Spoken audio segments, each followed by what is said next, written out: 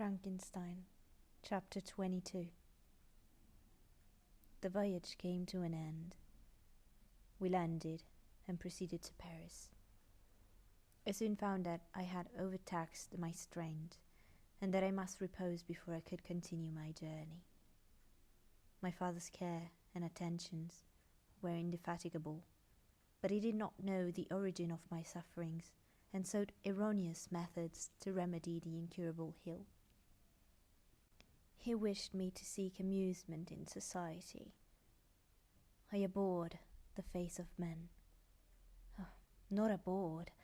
They were my brethren, my fellow beings, and I felt attracted even to the most repulsive among them, as to creatures of an angelic nature and celestial mechanism. But I felt that I had no right to share their intercourse. I had enchained an enemy among them, whose joy it was to shed their blood and to revel in their groans. How they would, each and all, abhor me and hunt me from the world, did they know my unallowed acts and crimes, who had their source in me. My father yielded at length to my desire to avoid society, and strove by various arguments to banish my despair. Sometimes he thought that I felt deeply the degradation of being obliged to answer a charge of murder, and he endeavoured to prove to me the futility of pride. "Alas, my father," said I, "how little do you know me.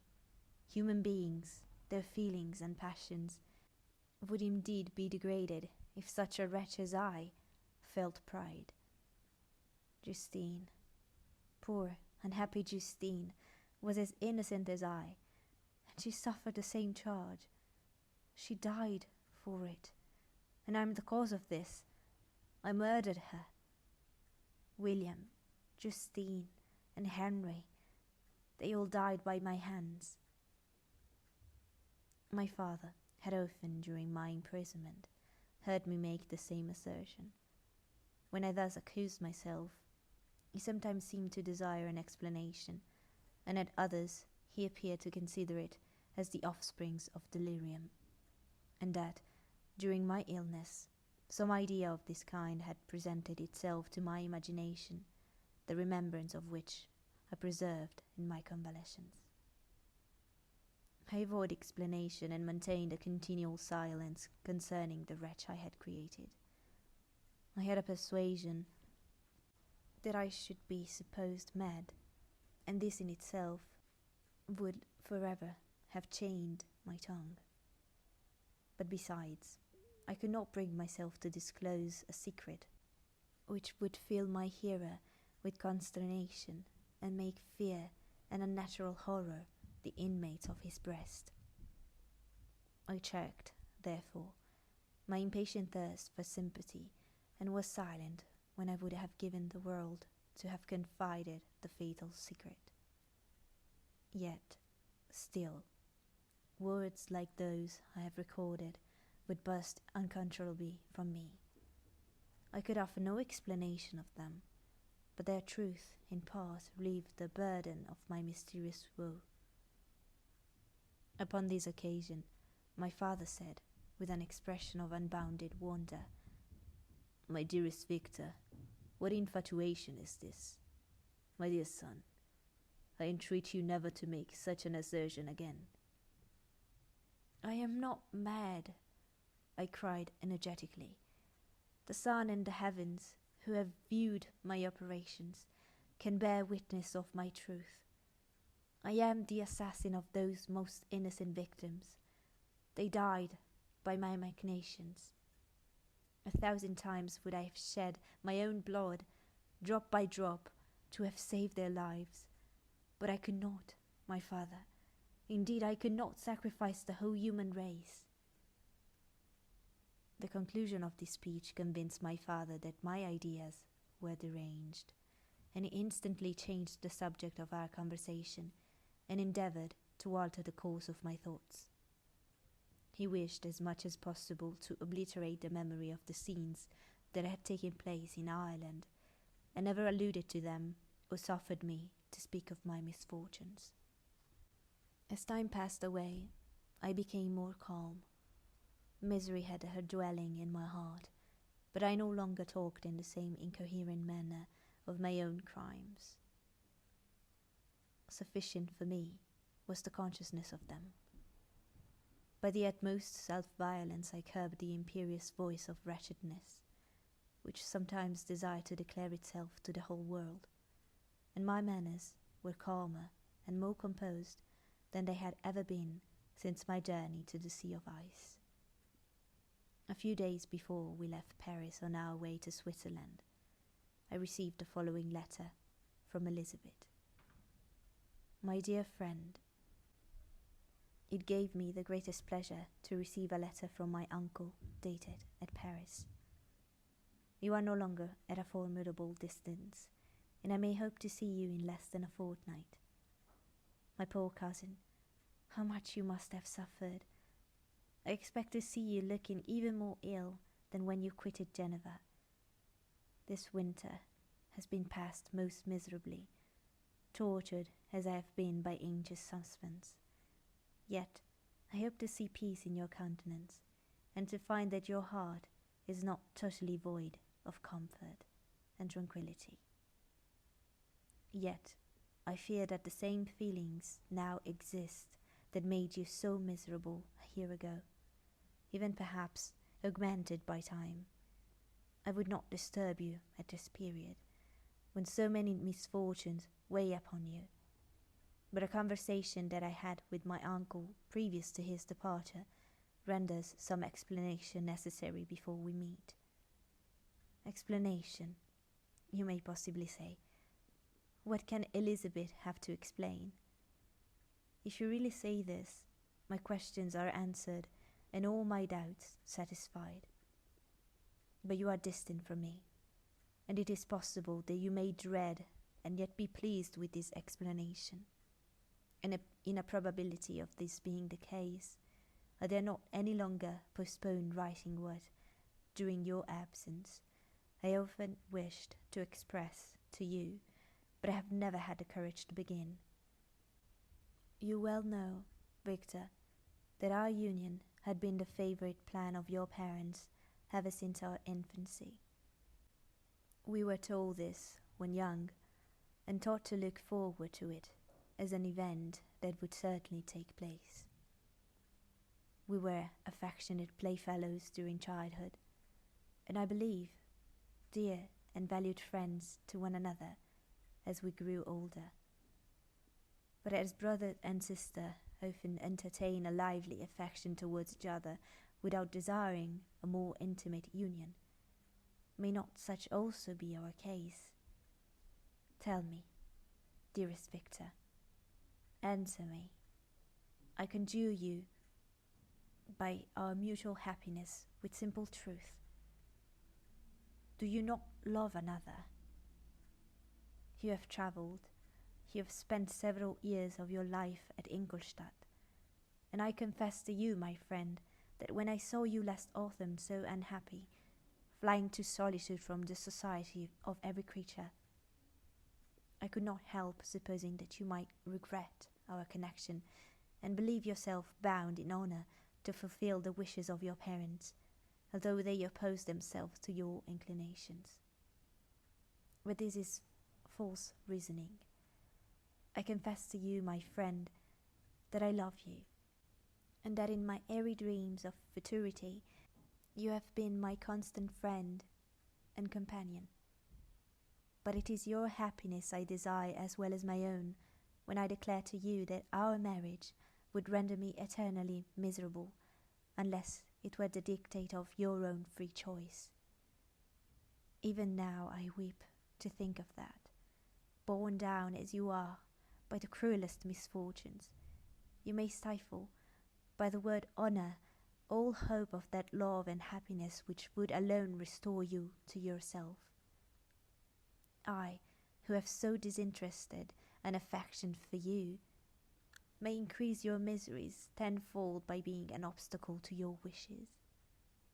Ah, Victor, be assured that your cousin and playmate has too sincere a love for you not to be made miserable by this supposition.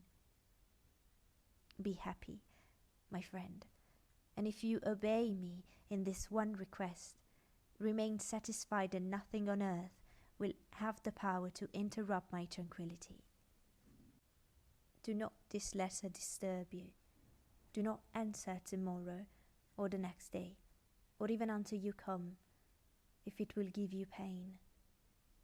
My uncle will send me the news of your health, and if I see but one smile on your lips when we meet, occasioned by this or any other exertion of mine, I shall need no other happiness. Elizabeth Lavenza, Geneva, May 18th, 17.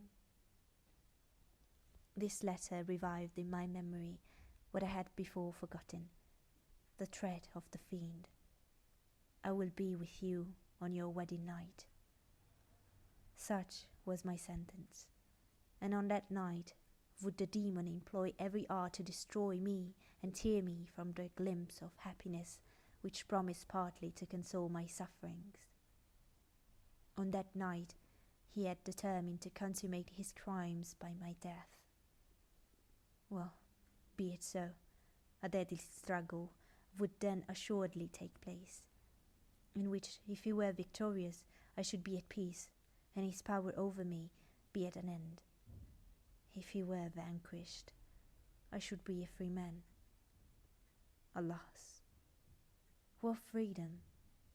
Such as the peasant enjoys when his family have been massacred before his eyes, his cottage burned, his lands laid waste, and he is turned adrift, homeless, penniless, and alone, but free. Such would be my liberty, except that in my Elizabeth I possessed a treasure, alas, balanced by those horrors of remorse and guilt which would pursue me until death. Sweet and beloved Elizabeth, I read and reread her letter, and some softened feelings stole into my heart and dared to whisper paradisiacal dreams of love and joy. But the apple was already eaten, and the angel's arm bare to drive me from all hope. Yet I would die to make her happy. If the monster executed his threat, death was inevitable. Yet again, I considered whether my marriage would hasten my fate.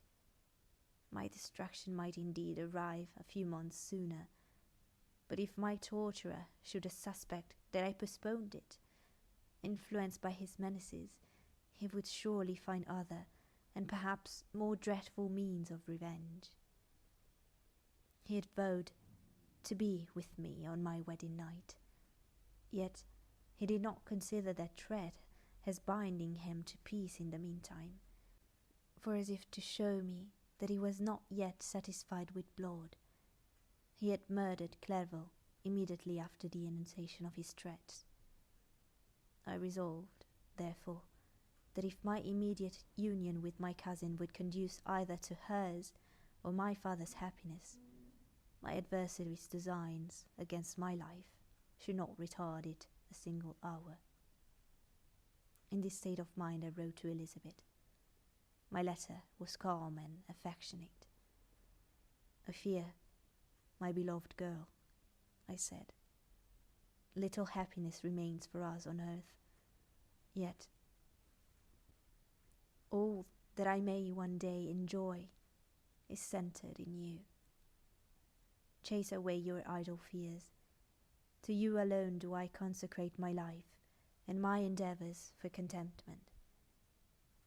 I have one secret, Elizabeth, a dreadful one.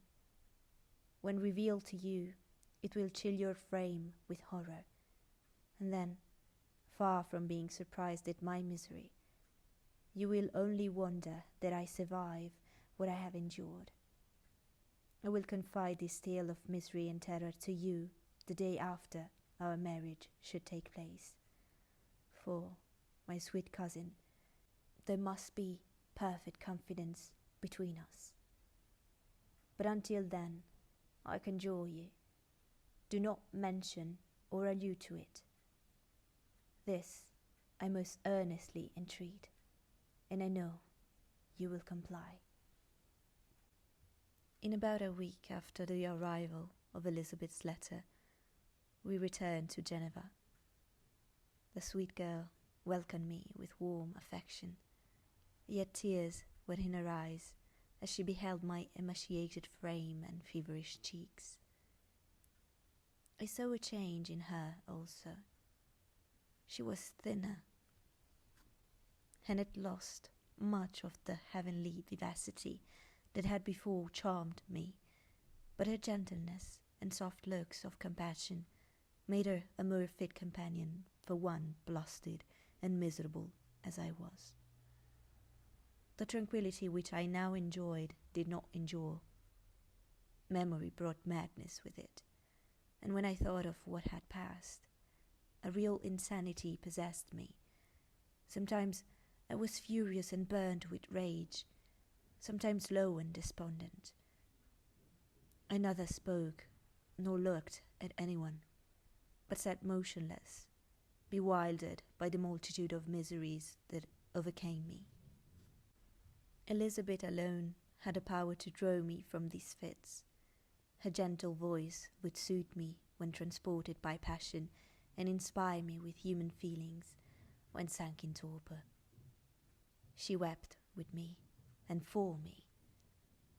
When reason returned, she would remonstrate and endeavour to inspire me with resignation. It is well for the unfortunate to be resigned, but for the guilty there is no peace.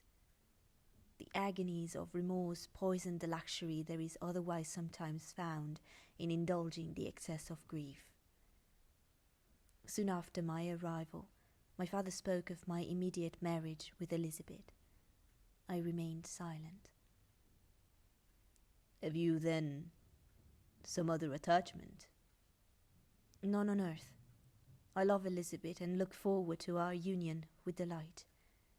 Let the day therefore be fixed, and on it I will consecrate myself, in life or death, to the happiness of my cousin." "My dear Victor, do not speak thus. Heavy misfortunes have befallen us, but let us only cling together to what remains and transfer our love for those whom we have lost to those who yet live.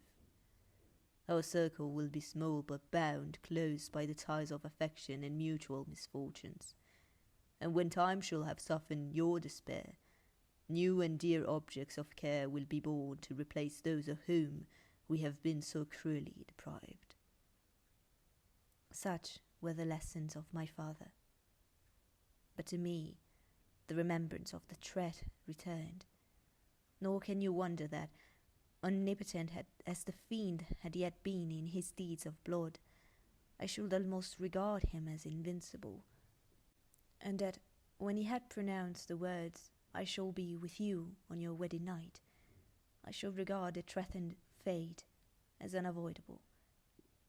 But death was no evil to me if the loss of Elizabeth were balanced with it, and I therefore, with a contented and even cheerful countenance, agreed with my father that if my cousin would consent, the ceremony should take place in 10 days, and thus put, as I imagined, the seal to my fate.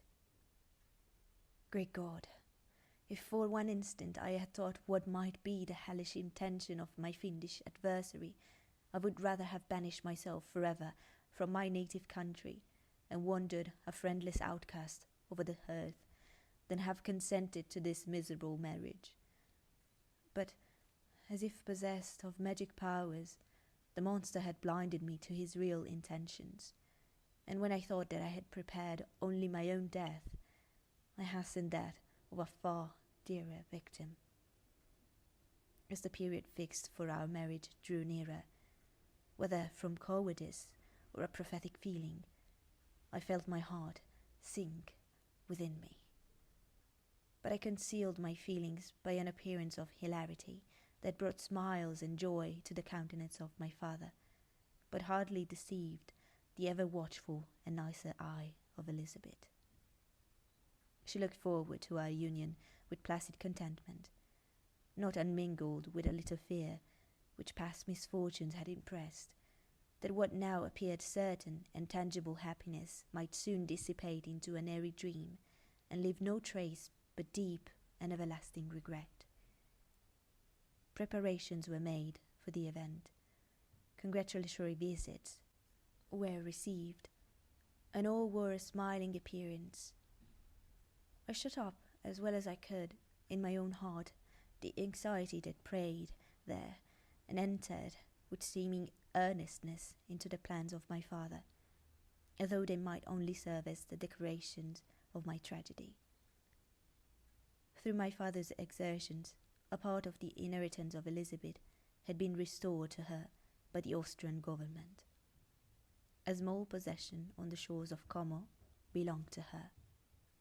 It was agreed that, immediately after our union, we should proceed to Villa Lavenza and spend our first days of happiness beside the beautiful lake near which it stood. In the meantime, I took every precaution to defend my person in case the fiend should openly attack me. I carried pistols and a dagger constantly about me, and was ever on the watch to prevent artifice, and by this means gained a greater degree of tranquillity. Indeed, as the period approached, the threat appeared more as a delusion, not to be regarded as worthy to disturb my peace, while the happiness I hoped for in my marriage wore a greater appearance of certainty as the day fixed for its solemnization drew nearer, and I heard it continually spoken of as an occurrence which no accident could possibly prevent. Elizabeth seemed happy.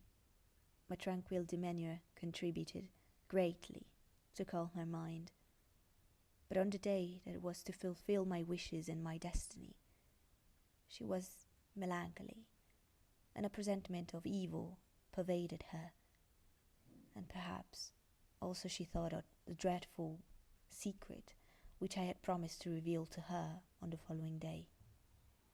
My father was in the meantime overjoyed, and in the bustle of preparation only recognized in the melancholy of his niece the diffidence of a bride. After the ceremony was performed, a large party assembled at my father's, but it was agreed that Elizabeth and I should commence our journey by water, sleeping that night at Evian, and continuing our voyage on the following day. The day was fair, the wind favourable. All smiled on our nuptial embarkation. Those were the last moments of my life, during which I enjoyed the feelings of happiness.